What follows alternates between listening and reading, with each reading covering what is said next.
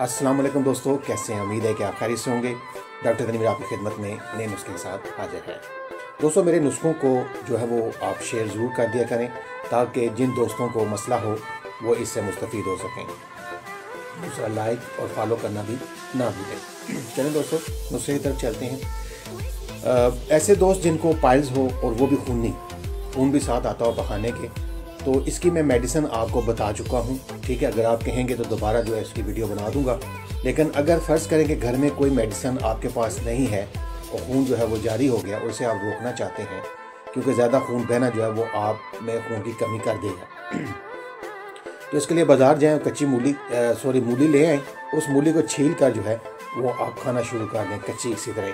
तो कच्ची मूली खाने से आपको ये फ़ायदा होगा कि आपका जो खून आ रहा है वो आपका रुक जाएगा। ठीक है, उसके बाद आप मेडिसिन भी ले सकते हैं। लेकिन अगर आप इसको मुतवातर खाते हैं